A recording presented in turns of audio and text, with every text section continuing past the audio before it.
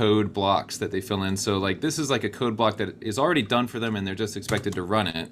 And then this is what a code block looks like if they need to complete something. So this used to be like ECG.question mark, right? They needed to query the maximum and minimum values of this EEG signal that they just loaded. This is another one where they needed to generate the time vector so that they could plot it against time and seconds. Things like that they can do, and it just shows them sort of linearly, and they answer a question about it. And then there's another multiple choice question that is unrelated to code that I brought up here. I just say, okay, go to Pathword and answer this question, and then we go over the solutions for each of these.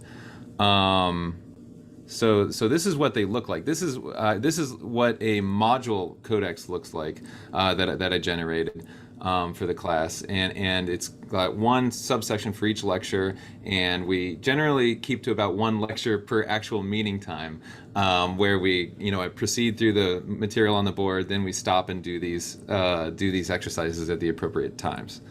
But they're also using this for the homework, so that way it's just all the same interface for everything. And I'm also going to use it for the take-home tests. It's all going to be the same. So the point of doing these exercises is both so they figure out the math of the signals and systems that we're working on, but also so that they learn how to just generally do things in Python that are relevant to their BME work. So they should be able to take these code snippets and take it and apply it anywhere. They can also download, the workspace stuff. They can take this code with them. Basically, it's portable, and they can run it on their local machine as well. So well integrated. It's just like a really seamless way to let them build their understanding, and like as you say, take it with them. Work with it later.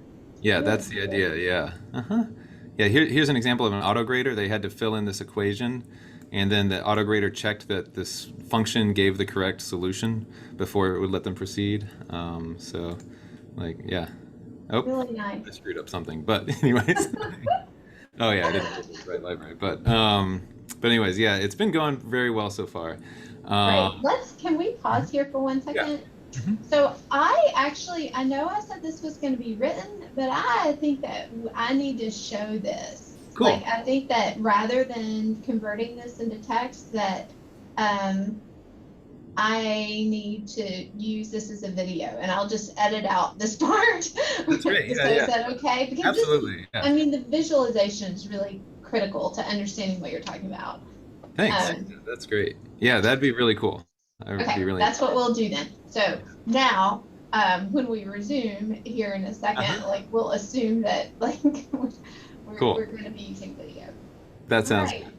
So Will, can you tell us what impact you anticipated and sort of what you're seeing as you use it? So it's early days still, but I am seeing that all the students are engaged in doing these exercises. Like, it used to be a bit more open loop in terms of when I would just do MATLAB exercises with them, and I would just kind of post the code afterwards and ask them to do it. It's a lot easier for them to get to this site when they're actually sitting there in the classroom and spinning it up, because they can do it on any device. It can be an iPad, it can be a laptop, whatever they need to have it, and then they will have it automatically. They don't have to do anything extra to get it running later. They just navigate to the same website again.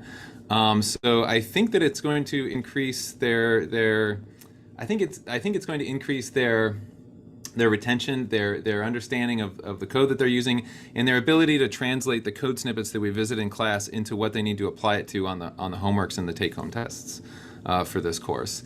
I also find that it's allowing me to focus the completing the code on exactly what I want them to focus on, instead of just saying write a whole script that repeats a lot of stuff that isn't really relevant to what they need to be learning, but rather just like, for example, I'll say just fill in the sections where I put question marks, right?